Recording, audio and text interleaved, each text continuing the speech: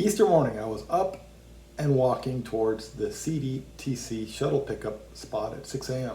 When I got there, Almighty, who I met the day before, was sitting down in the parking lot. With him were Taser, Margarita, and Cisco.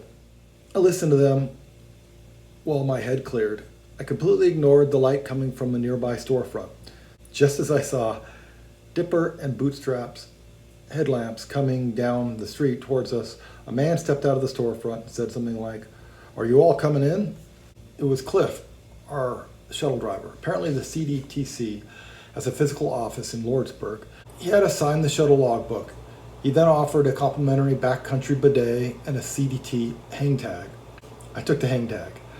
Apparently, I got the 30th one of the year. Around 6:30, we were all loaded into the truck, driving the 86 miles to the border. He told us about some local history. The Corner Ranch murders of 1917 resulted in the U.S. Army crossing the border to find the perpetrators. He also told us why the southern terminus was called the Crazy Cook Monument. Let's just say, you should never complain about food prepared by somebody else. Unfortunately, the simple stone marker of the dead food critic has gone missing. We stopped at the Hachita Market for a pit stop. We were told to call there if we need a shuttle from any of the road crossings before Lordsburg. I drove this road 5 years ago. Back then, I had to pick my way slowly down the road. It was narrow, uneven, and rocky, and I still got a flat tire. It is like an expressway now. It was improved to allow workers and supplies to get to the border wall construction site. We stopped briefly at the first water cache so Cliff could check it out and show us how to use it. He says he resupplies the rest of the caches on Tuesdays and Thursdays. A bird was nice enough to serenade us. Well, Cliff briefed us. Other than that, like I say, that bridge Since we all had NDA passes or guests of someone who did, the entire group was driven to the border. The border is shockingly different than it was 5 years ago. When the wall is complete, I'm sure it will be even more different.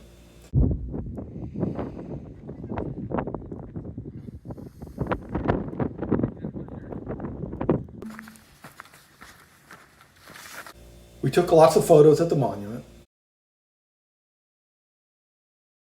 From left to right, that's Bootstrap, me, Dipper, Taser, Cisco, Margarita, Almighty.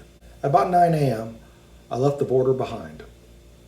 Navigating at least the 85 miles to Lordsburg is interesting. Very little seems like trail created by trail crews. It's either open terrain between signs or you follow old dirt roads. Some dirt roads are maintained, but more haven't been for a long time or maybe never have at all. Ideally, in the open terrain, you can see the next sign while standing at a sign.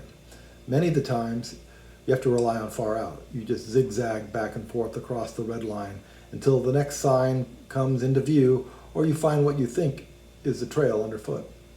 It seems the trail is being built slowly by every foot that steps on the lands between the signs. Unfortunately, not everyone agrees on how to get there because of those signs and hence all the zigzagging. Well, younger eyes are much better at spotting the signs. Sometimes I have to resort to using the bionic eye I carry in my pocket.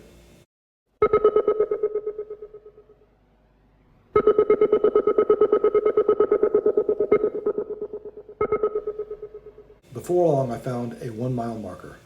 Unlike the PCT, these do not seem like they're going to be common. This is the only one I found all the way to Lordsburg. The day was warm, in the 80s, but the breeze made it seem much cooler.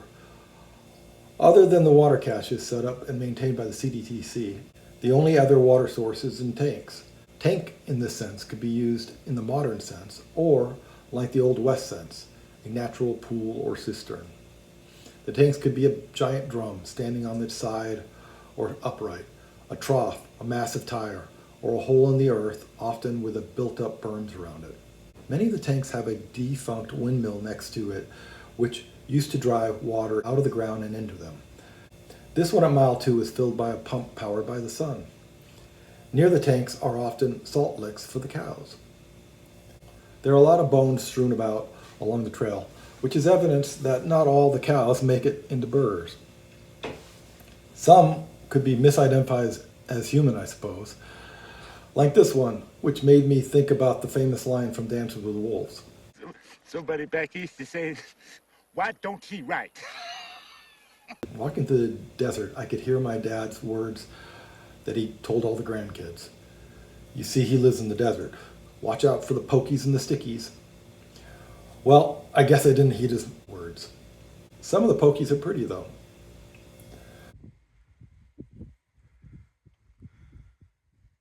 The hardest part of navigating the stretch of trail up to Lordsburg is where the trail follows a wash. It's like walking on a very rocky beach. Each step is a little harder than it should be. Of course, knowing when to enter and exit a wash can be difficult. At one point, a sign had been blown down and I missed an exit. It wasn't until I ran into a box canyon that I realized I needed to turn around. In that bit of wash, I spoke to Taser for the first time as she passed by. She's a dentist from Germany doing another American through hike. Her hiking resume is pretty impressive. PCT, AZT, John Muir Trail, the West Highland Way, to name most of them. I caught up to Taser at the first water cache at mile 14. I rested a good long while in the shade of a small tree, which was apparently full of little bird condos. All the caches have logbooks. It was cool to see Peg Leg's entry. She was the first woman to hike 10,000 miles in a calendar year. She hiked border to border 3 times in 2025. The first water cache is on a road alternative. Taser chose to walk cross country to get back to the trail proper. As I was walking away and up the alternative to my first campsite, I heard voices. It was Margarita and Cisco reaching the cache. When I said hi, they said they weren't sure what their plans would be beyond resting there in the shade for a while. I set up camp at mile 6 on the alternative. The wind that kept me cool all day made my tent flap like crazy all night. I could see a single twinkling light off in the distance through my tent's mesh window.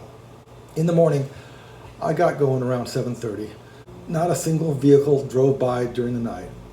Not long after I started walking, a parade of trucks and vans started passing me. First it was just the workers, but then there was semi after semi with supplies for the wall. Cliff, with the day's hikers, passed me and made sure I was okay. A water truck passed to keep the dust at bay. I figured out why the cattle guards were bypassed. A semi could never go over one of those. You spot these old rock cairns once in a while. Before the modern steel and fiberglass signs, these mark the trail.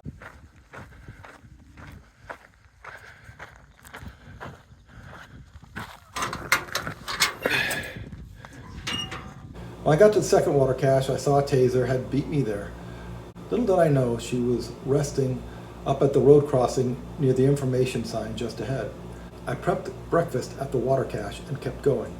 It was overcast and cool and I wanted to take advantage of that. I just let the hot water hydrate my breakfast as I walked. When I got to the informational sign, Taser was there standing and talking to Clint. Clint was hiking this first section solo with his dog. Dogs aren't allowed in the shuttle to the border, but can ride back to Lordsburg. I walked with Taser until my breakfast was ready. Eggs I dehydrated myself. I had my first encounter with cattle. I didn't know it at the time, but this encounter was unusual. All the other times, they ran off long before I got to them. These two just stood and stared at me. I'm gonna go around you, okay? You cool with that? All right, I'm just gonna walk right over here, which is, by the way, you made me get off the CDT, which isn't cool, I just have you know. I found a marker that reminded me of a PCT marker. Just a piece of plastic with a sticker on it. Between cattle grazing areas are gates like these. Cliff, our shuttle driver, used to install these for the CDTC before he became a driver. I spotted an old style CDT marker. Too bad I wasn't ready to camp. This site was already equipped with a pillow. I caught up to Taser and we explored this awesome tank, a little oasis. The pump here is powered by an electrical line. If I was a cow, I'd never leave this place.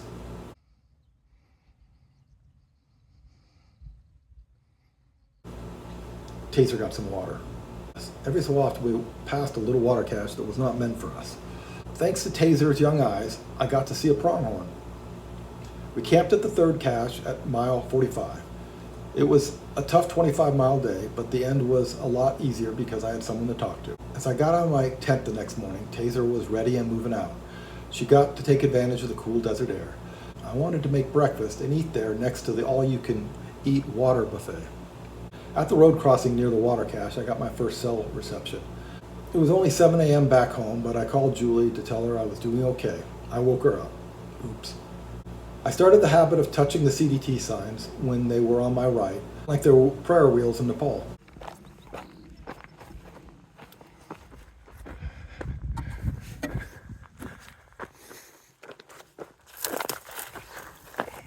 At this nearly dry pond, there were a lot of these little frogs.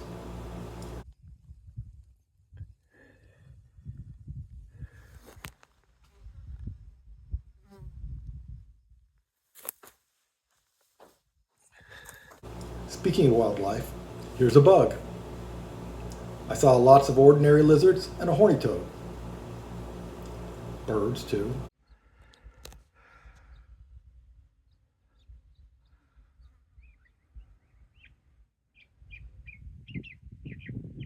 Grasshoppers. Here they flee my wrath like I was Godzilla. There's lots of places you can come across little Grand Canyons. When it actually rains, the water really tears up the desert. At this tank, I got to rest in the shade a while and cool off like I was crossing a stream in the PCT.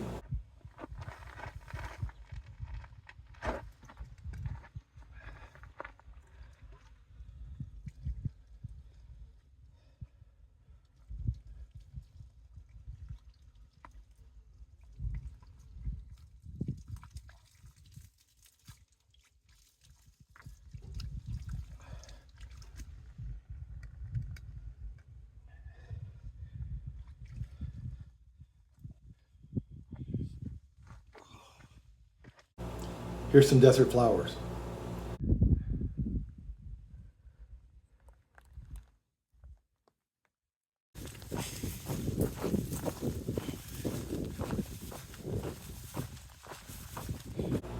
The day was hot, no breeze nor cloud cover, but every so often, Thank you, little cloud. on a dirt road, I ran into a BLM crew who shared some ice-cold water. Apparently the BLM maintains the first 100 miles of the trail. There was an incredible viewpoint above the fourth water cache. It overlooked a vast, flat valley. I could only guess at its width at the time, but since I hiked across it the rest of the day and into the next, I could tell you it's 13 miles across. Oh man, it is so nice to see a tree once in a while. I was resting under the tiniest tree in the middle of that upcoming valley when thermometer caught up to me. He started 2 days before the rest of us. With a little English and pantomime, I figured out he wanted to camp there. He was setting up this tent as I moved out. Just before the water cache, I passed what was described as an old road. It was just a ditch with a pile of crazy deteriorated asphalt parallel to it. At the water cache, where I apparently didn't take any pictures, I spotted someone far away and crossing the road. I assumed it was Taser, but apparently it was thermometer. Just as I was leaving, Margarita and Cisco arrived. I crossed the road, so I entered the flat valley. It's a dry lake bed that floods annually, so there's little trail, but a lot of this cool gray-green grass.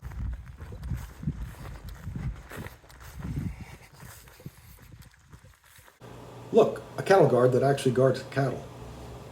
The flat valley was tough. Hot and no shade for 13 miles unless a cloud drifted by. It was nicer when there was a trail. This is about dead center of the valley.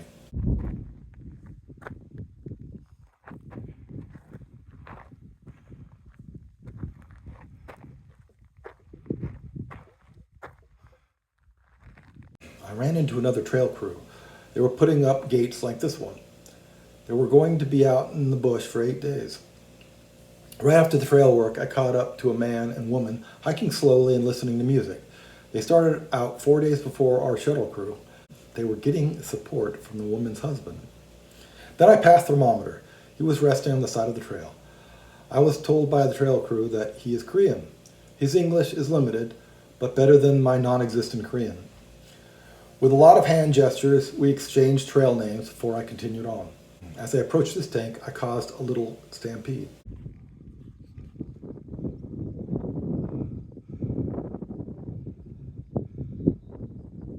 I was hoping to get out of the valley before camping, but that didn't happen. At about 6 p.m., after a 23-mile day, I set up my tent at mile 68. Once the sun set, it was nice. No wind to flap my tent. I could see the glow of a small town off in the distance. In the middle of the night, coyotes woke me up with their yips.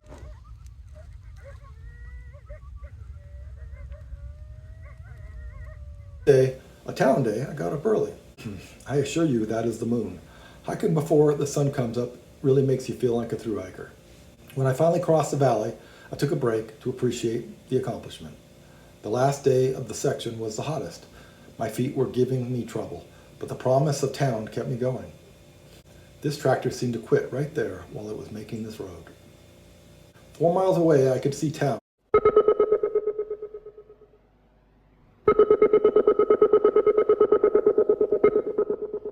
Finally, I hit the asphalt leading to town. Too bad I still had another mile before I could get to the Econo Lodge on the south side of town. I passed yet another memorial on the way in. They love vets in Lordsburg. Thanks, Lordsburg. I've got to ask my dad what kind of car this is. I didn't filter water once on this section. The CDTC's water caches were plenty. I got a taco salad at Ramona's and talked to Julie while I waited to check in. The Econo Lodge gives hikers discounts. Score. Time to give my feet a rest. I think the heat made the first 85 miles especially tough on them. I'm taking a 0 to give them time to heal. Next time, the section to Silver City. Snake count, 1. Fortunately, it wasn't a rattlesnake, just a garter snake that was sunning itself on the trail. This is me trying to spot it later because it had scurried off. Trail stops, the border, Lordsburg.